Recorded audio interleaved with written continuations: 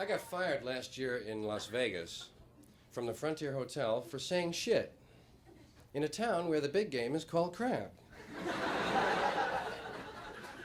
It's some kind of a double standard, you know? I'm sure there was some Texan standing out in a casino yelling, "Oh, shit, I crap!"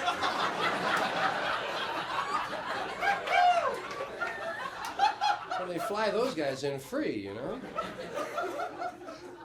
Fired me. Shit. You get as much trouble saying shit as you can smoking it down there. Shit's a nice word. It's a friendly, happy, you know, kind of word. Handy word. Middle class has never really been into shit, you know, as a word. No, not really comfortably, not completely into it, you know, not really relaxed with it. You'll hear it around the kitchen if someone drops a casserole, you know. "Oh, shit! Oh! Oh, look at the noodles! Oh, shit! Don't say that, Johnny, just hear it. Oh, shit!" Sometimes they say shoot. But they can't kid me, man. Shoot is shit with two O's. No one ever uses the word shit really literally, you know? It's always figurative speech. "Hey, get that shit out of here, will you? Just move that shit away. I don't want to hear that shit. Give me that shit. I don't have to take that shit. I'm not full. You're full of shit. You kind of a shithead or something? I don't need that shit." It's always figurative. You never hear anyone say, "Look at the shit, Martha. Wow.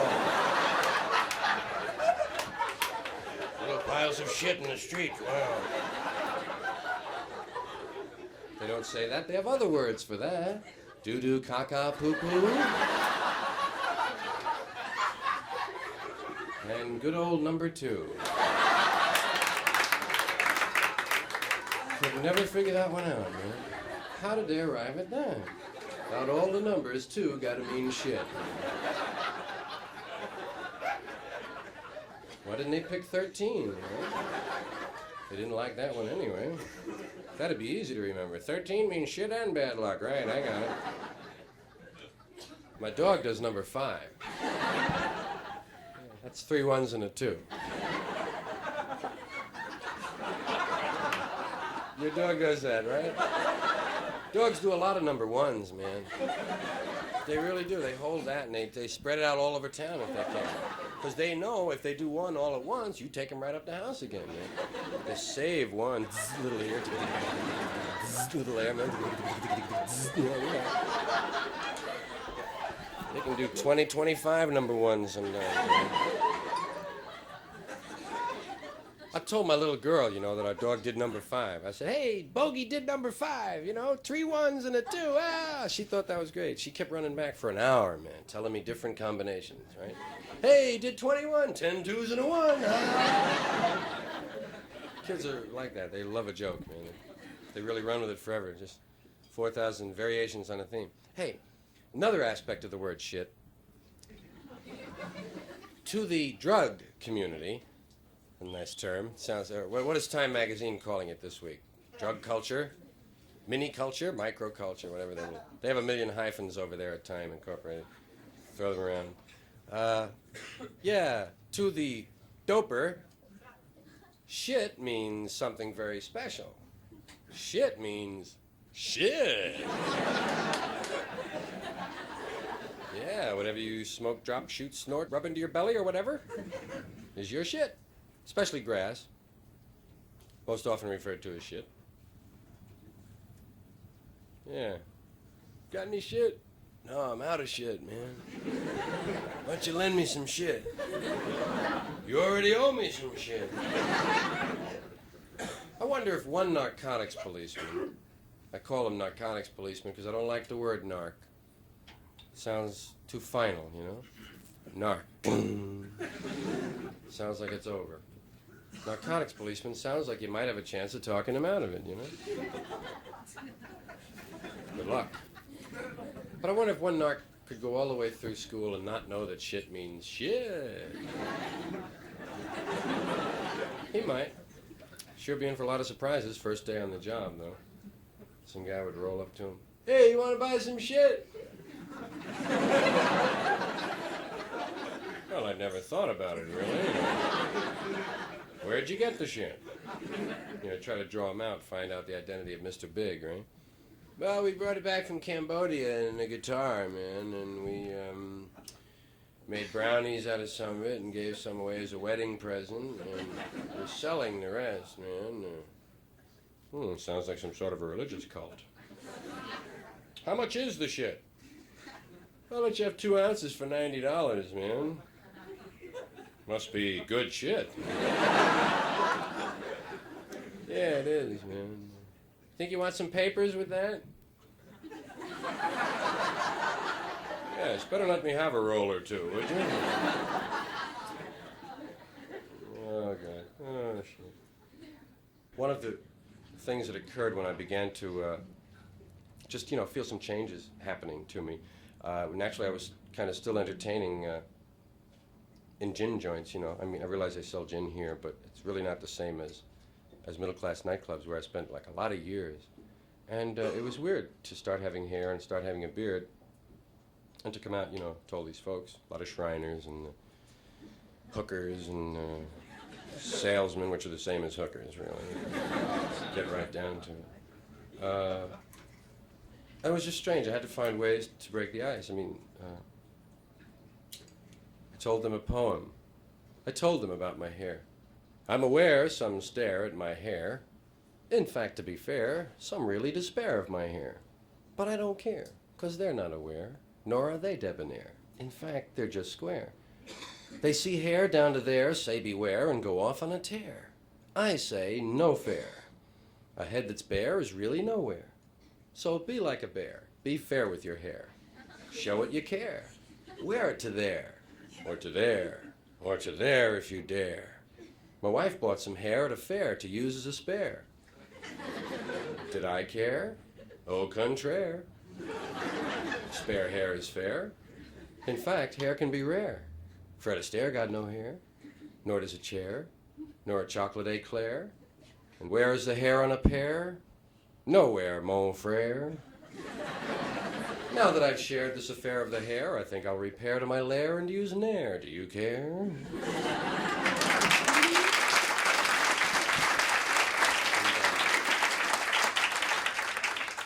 Here's my beard, ain't it weird? Don't be scared, just a beard. That's the thing, the word beard shook a lot of people up. Beard. It's not American sounding. Beard. Lennon had a beard. Gabby Hayes had whiskers. Monty Woolley had whiskers. Yeah. Well, anyway, I mention hair because I've only had extra hair for about a year now, and actually it's the same hair I always had, just used to be on the inside. I'm wearing it in a new location, that's all. And I found there are some advantages to longer hair. For one thing, it covers the pimples on your neck. One of the disadvantages of longer hair, a lot of people think you're a commie fag junkie. And it's tough to talk about the three things at once, What would a commie fag junkie sound like, anyway? Workers of the world unite.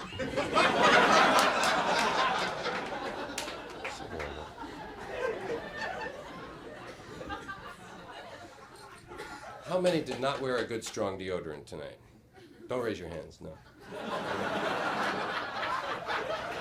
5-day deodorant pads would have to be the strangest product yet to emerge from the business mind. 5-day deodorant pads. Sounds like a curse of some kind. And tell the truth, now be honest. When you first heard of 5-day deodorant pads, how many of you thought you had to wear them? I always catch a few. 2 years I wore those mothers. A lot of laughs at the beach, Hey, look at the goofy guy. He's got things under his arms. Scope. Has anyone here ever received a bottle of Scope? Has anyone here ever sent anyone a bottle of Scope? It just seems like such a cruel thing, I often think of the borderline psychotic. It just needs one more thing to go wrong, Going down to the mailbox. What's this? Scope. Scope. Up on the roof with the Magnum, right? 9 dead, and they blame Marine training. Bad breath, yeah. Anyone can have bad breath, Marge, but you could knock a buzzard off a shit wagon. Remember that? That's it.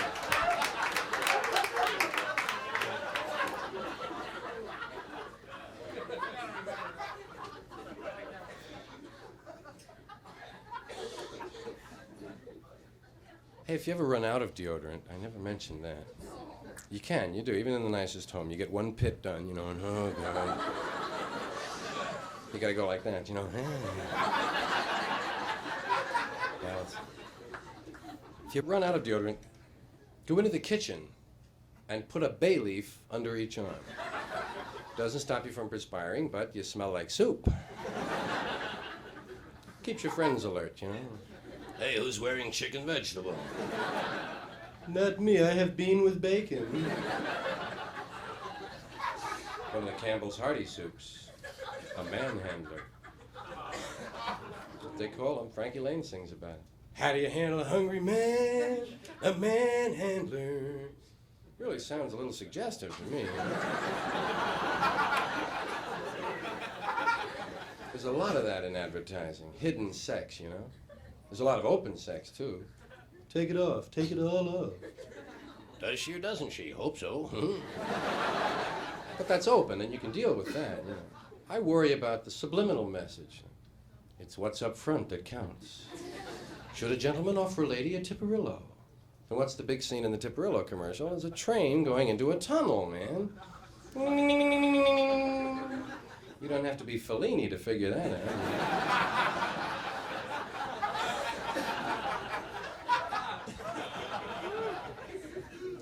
But not all of the sex in those commercials is wholesome, normal, good old-fashioned American man on top, get it over with quick. Sometimes it's bizarre. I'd walk a mile for a camel.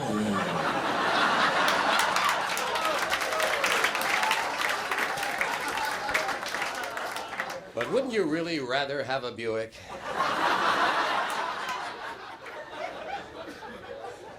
I can get my hands on a Toyota. Well, they say Plymouth makes it. Let's make it with Toyotas. And the cigarettes are obscene. Doral, taste me, taste me. A few years ago, eat me was a bad word. You couldn't say it on television. Now they got male models running around singing it. Taste me, taste me. Winston, me and my Winston, we got a real good thing. What are they doing with those cigarettes?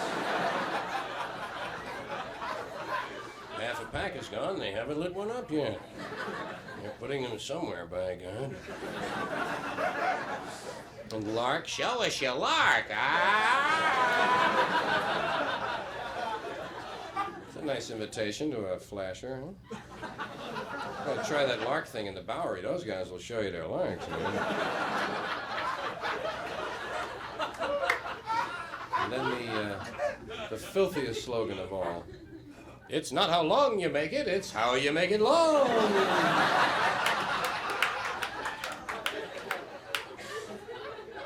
Fortunately, that's based in truth, so it's easy to take.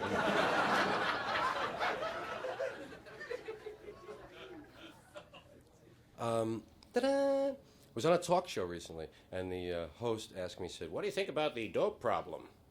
And I said, definitely, I feel we have too many dopes. Yes. No question about it. That's why we have a drug problem, I really feel, you know, because, like, everybody has access to drugs, and we're all kind of just dopey, you know, we're just human beings, little protoplasm walking around, shaking hands, how are you, Phil? Give me a piece of lettuce, you know. No real big thing, we're just kind of dopey folks, and we have all these drugs available to us. You know, that's why there's a drug problem, man.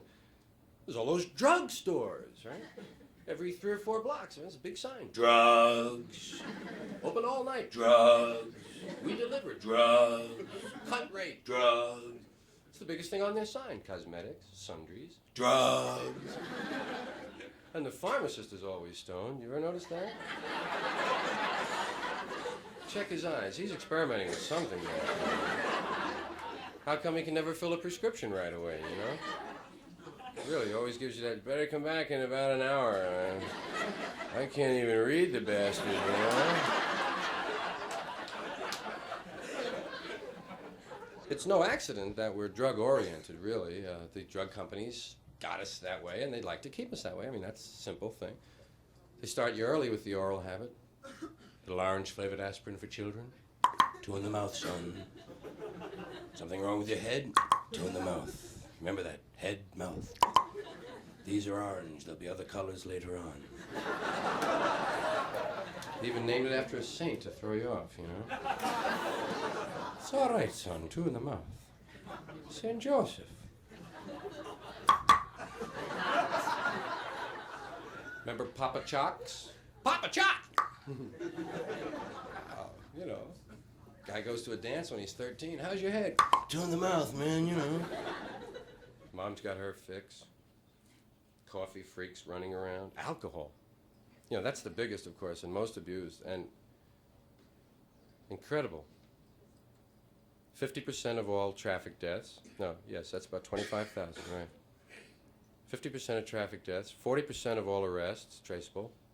50% of all first admissions to mental institutions, traceable to alcohol. And then, of course, there's diabetes, gout, high blood pressure, heart disease, insanity, divorce. So I always say, drink up, Shriners, whenever I see a couple of them, you know? When they talk about drugs, they don't talk about all of them. That's the problem. They don't mention coffee.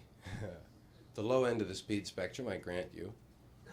But there are coffee freaks, and they're walking around, nobody, you know, worried about it or anything. Mrs. Olson never tells you about that mild speed lift, you know? Because she's shooting freeze-dried Folgers, right? But you've seen the coffee freak in the office, haven't you? The guy who drops 8 or 9 cups every morning. Always in a good mood. Hi, how are you? Warm that up for you? Okay, yeah, hi, how are you? Hey, good to see you. Always in a nice mood, fine, until the coffee urn breaks, man. Then he's the first cat over. What do you mean broken, man? Why, plug it in, man. Turn it around. Never mind, man. Put some water in. Holy shit, man. Turn the plug around, man. And then he goes out and scores because he's the one who's hooked, right? I know it's just a dopey example, but that's the beginning of it. Then you have housewives and the diet pills. Mom found out there's a lot more than dieting in those pills, man. Help you grind your teeth and feel great, too.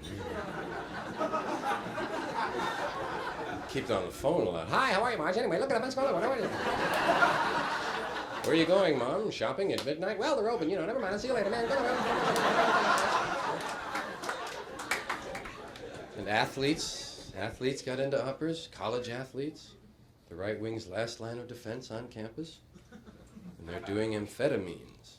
Remember when being up for the game used to be kind of a spiritual thing? Now, man, you up for the game? Been up all week, man. Birth control pills. That's part of the drug scene, isn't it? You'd have to count them. The entire female population of the U.S. is being used as the guinea pigs to find out if birth control pills are going to have any side effects or not. Isn't that nice? Really, if every lady who used them gets to 61 and one leg gets shorter than the other one, yeah. Better call the pills back.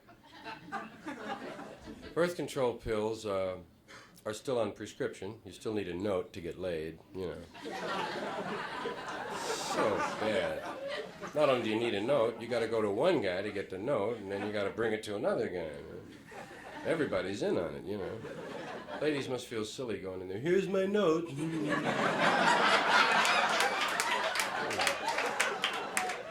Oh, that's what you're doing at home, eh? Well, we're keeping a record of it here in the store. And late at night, I read them.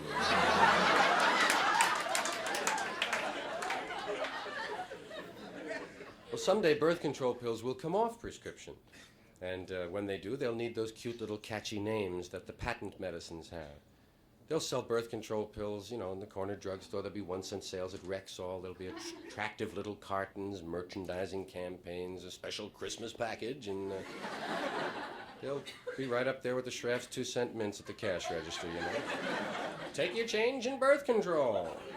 And they'll need those cute little names which describe what the product does. Names like, well, we have so many patent medicines today. Sleep Ease, No Dose, Denture Grip, Orifix. Sounds a little freaky, that one, I don't know. Listen, may I have an Orifix?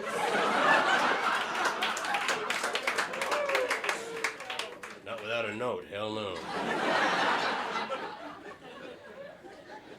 Someday birth control pills will need names like Pragnot.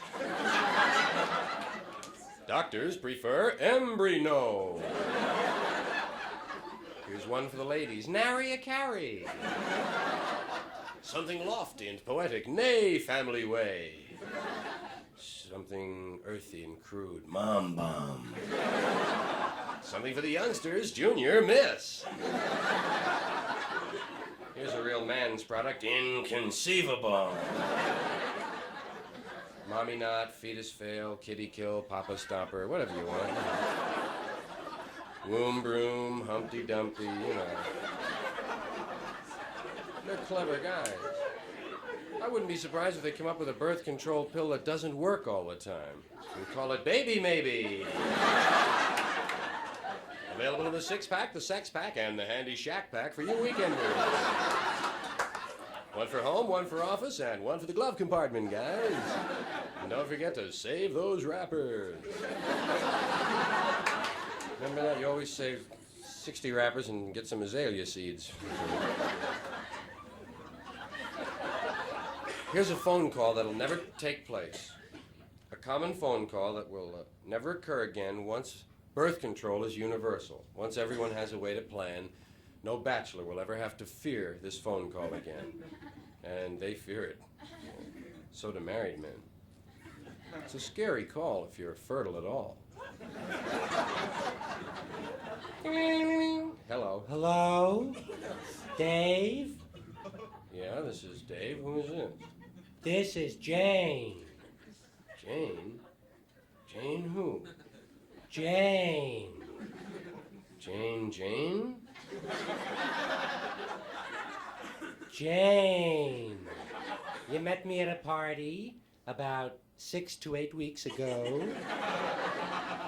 And you said I was a real good sport. Oh, Christ, yeah. Jane. How are you, Jane? Pregnant. And I'm gonna jump out the window. Say, you are a good sport, aren't you, Jane?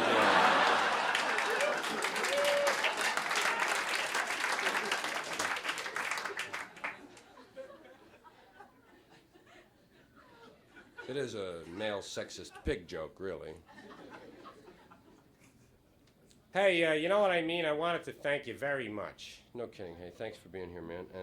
And thanks for the use of your head on an early show like this. I appreciate it. Don't forget, it takes 2 fingers to make the peace sign, just like it takes 2 people to make love. When you go like this, you're jerking off. Good night,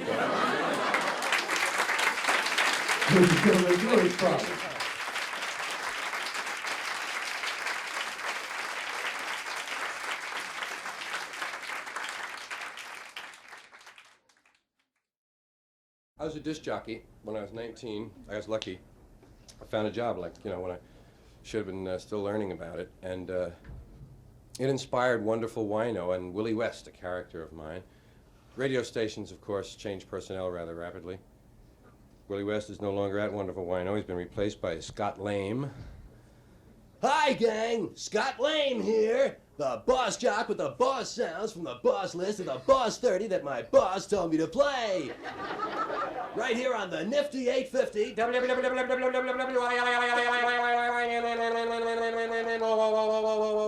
Wonderful Wino Radio!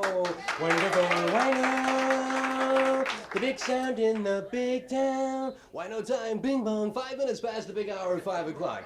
Hey, we get started one of the big sounds this week. Number 5. Last week was number 9. Number 9.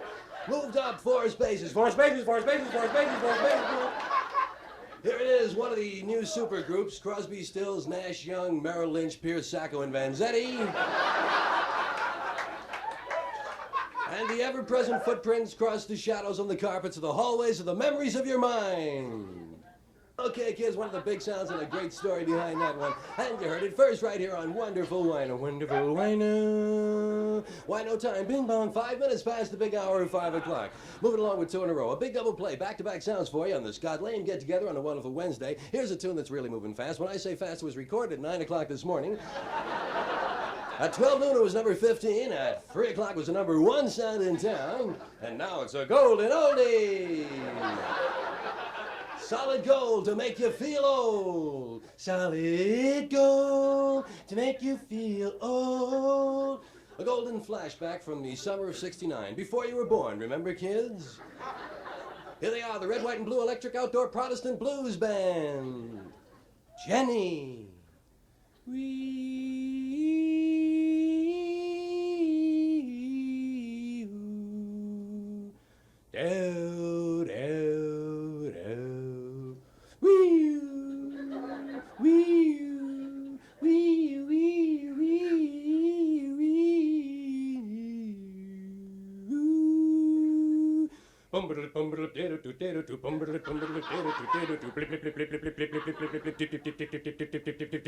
Jenny. Okay.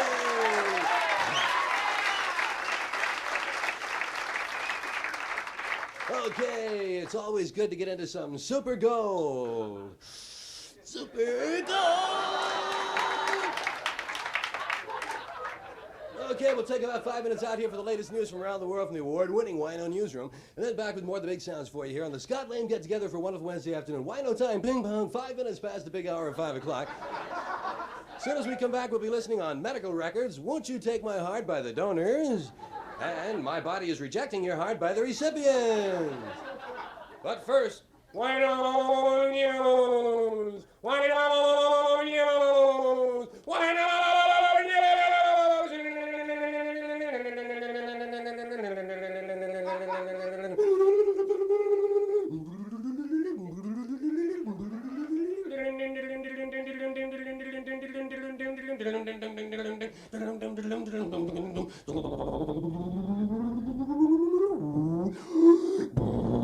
From around the world, across the nation, and up your street, here it is, Wino News, with Wino Newsman Bill Beeper. Saigon! Phnom Penh! Bangkok! That's it from Wino News. Details on the half hour. Okay, kids, and back with more of the big sounds for you here. Wino time, bing bong, 5 minutes past the big hour of 5 o'clock. Right here on Wonderful Wino. Wonderful Wino. More hits more often. Big number 7 this week. Number 7, number 7, number 7, number 7, number 7, number 7. This is one of the great bands from San Francisco, Brain Damage. And a tune that's really making it for them. In fact, it's number 3, number 3, number 3, number 3, number 3, number 3. That's right, it moved up 4 spots while I was talking about it. Here it is. Okay, one of the big sounds that you heard right here. Wonderful Wino, Wonderful Wino. Wino time, ping pong, 5 minutes past the big hour of 5 o'clock. And say, stick around following the show, kids. We'll be featuring some local basketball. Local basketball.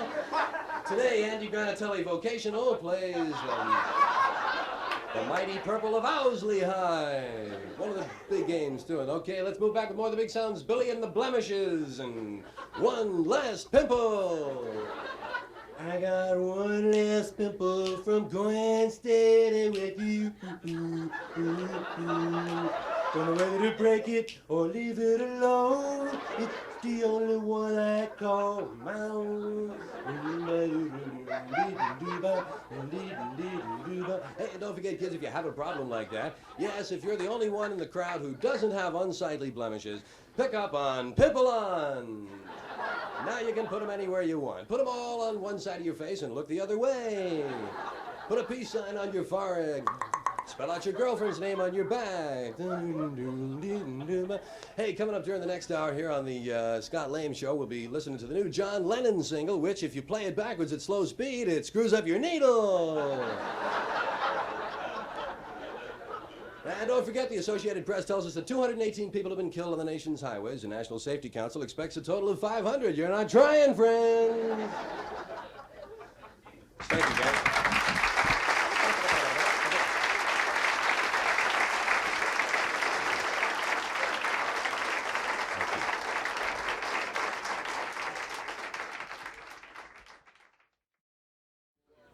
Now there are a lot of couples shows. There's dating game, newlywed game, family game, baby game. They don't have divorce game. You've seen the shows, bunch of couples sitting around giggling. Ask them dopey questions. Do you have any pet names? Yes, Godzilla.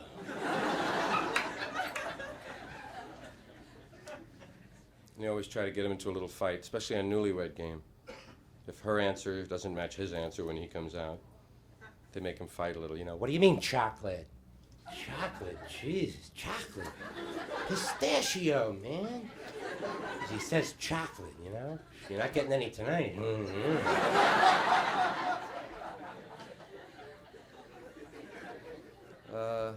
I'd like to see Divorce Game. I think it's realistic. It's the one part of the male-female relationship they haven't capitalized on. I mean, they have Divorce Court on TV. Why not Divorce Game?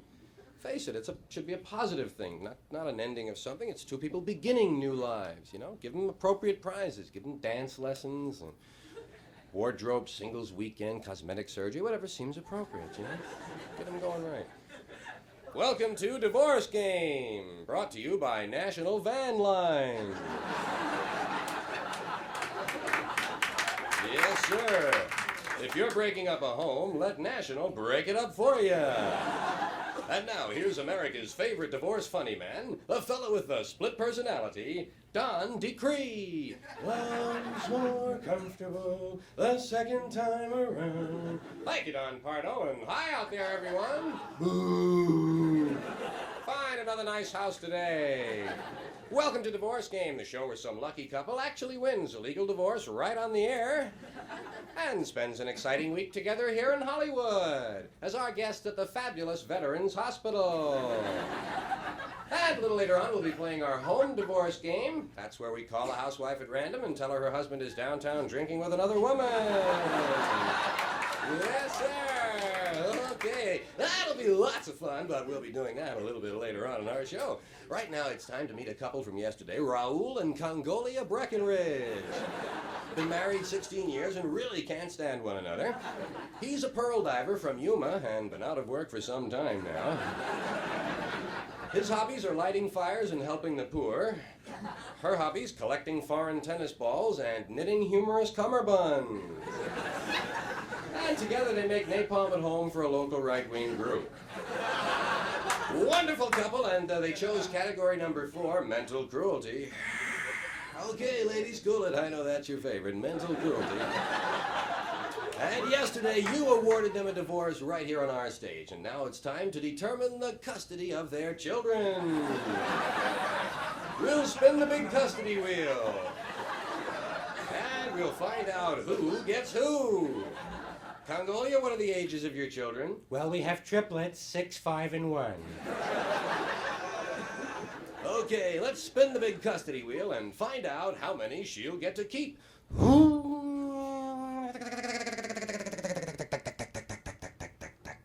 None! You don't keep any. Mr. Breckenridge gets all the children. How do you feel about that, Mr. Breckenridge? Do you think we could let her spin that wheel one more time? No, the decision of the wheel is final, and now it's alimony time. Okay, cool it, ladies. Alimony time. Yes, sir. And as you know, we like to be just as fair as the courts in awarding alimony, and so we use the alimony dartboard. Congolia will throw 3 darts to determine her weekly alimony. Oh, yeah. $1,550 a week. That's a new divorce game record. And I recall from Mr. Breckenridge's card, he only makes $1,500 a year. Well, we'll see him soon on our new nighttime show, Jail Game. Stay tuned for Sue Your Neighbor. And You Bet Your Parents. Ed Sullivan. Everyone does Ed Sullivan now. Even agents can do Ed Sullivan. I'm sure that somewhere in the world is a goddamn bear that can, just from being on the show, you know, and watching Ed from the wings, you know, you pick it up. Now, I know that a lot of guys do Ed Sullivan on kind of an amateur basis, and I'm here to help. It's, you know, kind of replace the lampshade for men at parties. Now, dig it. When you do your Ed Sullivan impression, don't worry about the voice or the mannerisms. Just the acts you introduce. The stranger, the freakier the acts are, the better your Ed Sullivan will be. I'll now start my Ed Sullivan. I do the John Biner Ed Sullivan, by the way. Many of the comics prefer the Will Jordan. But the John Biner Ed Sullivan is cued for my ear by saying the phrase, well, now you know. But now you know. But now you know right here on our show. But now you know. I'll get him. But now you know. But now you know right here on our show. But now just after Connie Francis, her tribute to Carmen Basilio. And immediately following, or just following, the Waltzing Mice, the Maori Fire Eaters, and just before, now is that just before or just after? During the aerial photographs of Kate Smith, the entire female population of Guadalajara will run out on our stage and yell out their brassiere sizes. Now in our audience tonight, now you know sitting out there in our audience, where are you now? There you are. The Loch Ness Monster. That's really here. That's really here. He swam all the way from Scotland. And also in our audience, now where are you? There you are. The world's largest nun. Don't stand up, sister. But now you know. Now you know next week on our show. The Bronze Age. With excerpts from the Protestant Reformation. What would be the ultimate Ed Sullivan act? It would have to be everything that has occurred since eternity. Or maybe, how about Ed just staring back at you for an hour? How are you? I'd like to see them one time. Well, it's over now. No one got a chance to thank Ed either, man. You dig that? The last one that they taped, they didn't know it was going to be the last one because they were due to go into reruns the next week, and then it was canceled after it was in reruns. So at the actual last show after 23 years, nobody really, knew the vibes they were into. What a shame. I would like to have been there just to say, thanks, Ed! No kidding, man. Thanks for all them crazy acts and everything in all those years. Wow. Thanks for the Beatles, Ed. Ed made sure we got them, man. And Elvis, yeah. Little maudlin gang, but thanks, Ed. Da-da-da. Oh, yeah. Daytime television. Now, guys don't watch too much. I realize the guys aren't into daytime TV. Most of the ladies in an audience like this don't watch either. But if anyone watches, it is mostly women. There's a lot of women-oriented shows. There's a lot of pain, man. There's a lot of pain in the daytime. A lot of tragedy, a lot of down trips. Soap operas, most especially. Ladies don't even call them soap operas anymore. They call them My Stories. Call me back, Agnes. My stories are coming on. And there are lots of stories. And they all have doctors in them, man. Doctors in everything. Even if it's not about doctors, he'll be along. There's not much happiness in the daytime, even on the quiz shows, where you'd expect to find an occasional winner and a little joy. They rarely have a winner anymore. They really don't get to play the games anymore. Damn rules take too long to explain. By the time they get to the first question is, can you come back tomorrow? We're out of time. You've heard the rules. Well, you know how we play our game, don't you? The champion, Mrs. Muckenfuss, will get the first question.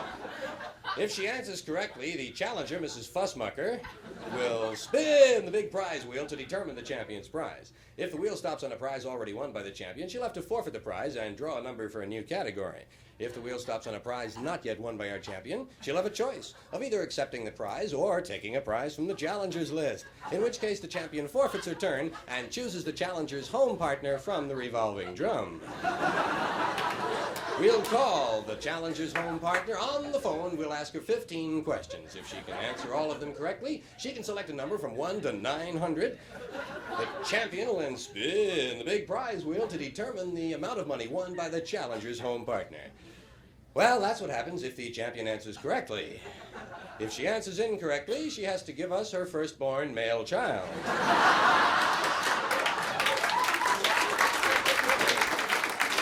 Well, it's only fair. Those ladies don't risk anything, you know. I mean, they come to the studio empty-handed. And even the worst contestant of the month gets a copy of the home game. A little pat in the ass. Thank you, honey. God love you. I'd like to see those ladies have to bring in their own furniture and bet it against the house, you know? Give a little excitement. Okay, you've lost. Take it away, boys. Her living room. Okay. Isn't she a good sport? And then there's Let's Make a Deal, the seat of greed in America. You've seen the people on Let's Make a Deal. You should see the ones they don't let on the show. Take them away. Yeah, but you gotta be a little bit dingy, I think, to be 43 years old and standing up there dressed like a radish, you know? And the ladies, God love them, they show that greed when Monty shows the money. Hi, I'm Monty Holden. I have $500. Not anymore, Monty.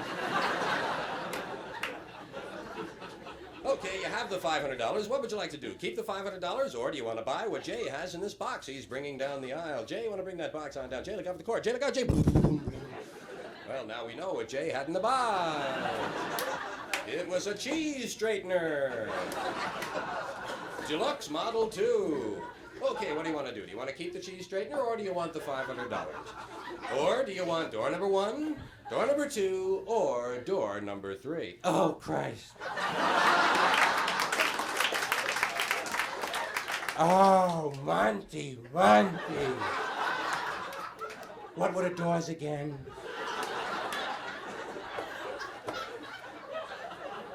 Door number 1, door number 2, or door number 3. Oh, wow. Oh, all right, okay, all right. No, wait, okay, wait, okay. All right, no, wait. Oh, wait, Monty. Door number 1, 3, 2, 8. No, wait, hold on. 2. What? Wait, 1 or 2? 1, 3, 1, 3. Wait. Okay, wait, I didn't go yet. Definitely 2. 1, wait. 3, wait, no. Okay, eeny, meeny, miny, moe, catch a fella by the toe. If you holler, you're out, Monty. No. Okay, I got 4. No, you don't have 4. It's between 2 and 1 and 3. Oh, and by the time she picks, it's anticlimactic, you know, and a little greedy. Yes, that's it. You've won it, a 1971 Ferrari. Oh, God, we have a small car.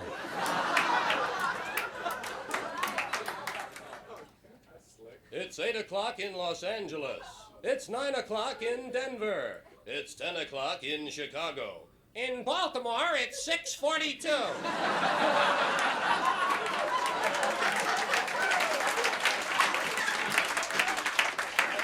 Time for the 11 o'clock report. First of all, the headlines. Welcome wagon runs over newcomer. Good humor man slays 10. Pen pal stabs pal with pen. Pediatrician dies of childhood disease. And Jacques Cousteau drowns in bathtub accident. We'll be back with full details in just a moment after this word from Cooley's Cigarettes.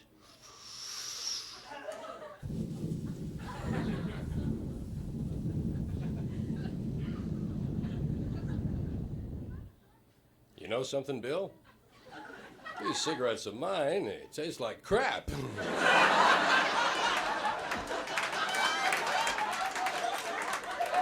Say, Dan.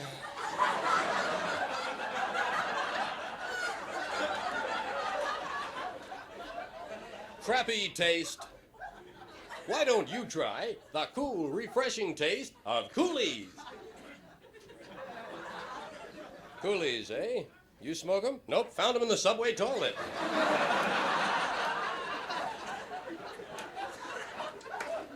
And now back to the news. History's 135th heart transplant operation was performed yesterday in New York City. One unusual note, the heart transplant took place in Central Park at midnight, and the donor's family was not consulted. Dr. Timothy Leary's brother, really Leary, today announced the formation of a new religion which teaches that when you die, your soul goes to a garage in Buffalo.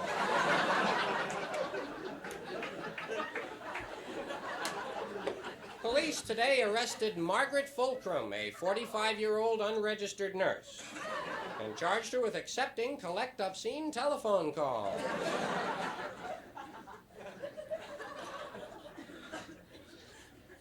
Famed television announcer Charlie the Tuna was found dead today of mercury poisoning. Sorry, Charlie. Good news from the Far East. No one was killed in Vietnam today. However, 3 people died of old age at the Paris peace talks. And former French President Charles de Gaulle rose from the dead today, just to show everyone he could really do it. Well, that's it from the news desk. For the latest in sports, here's Biff Barf. Good evening, sport fans. Biff Barf here in the Biff Barf Spotlight, picking them up and barfing them right back at you. I call them the way I see them, and if I don't see them, I make them up. No games today. However, we do have a few late football scores still coming in from the far west. Guam Prep 45, Marshall Islands 14. Mindanao A&M 27, Molokai 10. Caltech 14.5. MIT 3 to the 4th power. William and Mary 6, Nick and Tony 105. And here's a partial score, Stanford 29. Well, that's it, kids. That's it from the scoreboard in the world of golf today in the Fats Domino Desert Classic. First round leader Willie Waterhazard had a birdie, 2 eagles, and a duck this afternoon. Meanwhile, the favorite Gary Fairway was way behind, scoring a record 609 strokes on the front 9 when he accidentally stepped aboard a bus to Minneapolis while playing a difficult lie from the highway. Well, that's it, sport fans. Join me tomorrow afternoon on the ever-widening world of sports when I'll be presenting the National Two-Man Pall-Bearing Championships. And next week, I'll be a guest hunter on American Sportsman. 6 of us are going to kill a rabbit. Now, with the latest in weather, here's Al Sleet, your hippy-dippy weatherman. Hey, hey, pasta! Okay, what you call your pasta? Al Sleet, hippy-dippy weatherman, brought to you by Parsons Pest Control. Do you have termites, water bugs, and roaches?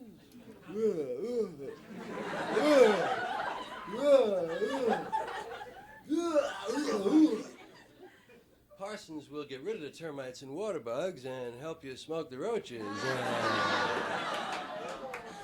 Present temperature is 68 degrees at the airport, which is stupid because I don't know anyone who lives at the airport. Downtown, it's much hotter. Downtown's on fire, man. Now, if you'll take a look at our national weather map, you'll see that we don't have one. So try to picture last night's map in your mind. Remember all those lines and numbers. Weather was dominated by a large Canadian low, which is not to be confused with a Mexican high. Tonight's forecast, dark. Continued mostly dark tonight. Turning to widely scattered light in the morning. That's it from Al Sleet. Don't forget, if you don't like the weather, move. Thanks, Al. Always a great report from Al Sleet. I think we all know by now Al's been into the mushrooms. Well, that just about wraps it up on the 7 o'clock report. Join us again tomorrow night at 9 for the 11 o'clock news. In the meantime, stay tuned for a brand new comedy series, Double Trouble, the story of Siamese twins joined at the lips. And the merry mix-ups that occur when one gets married and the other has root canal work the same day. Good night, all.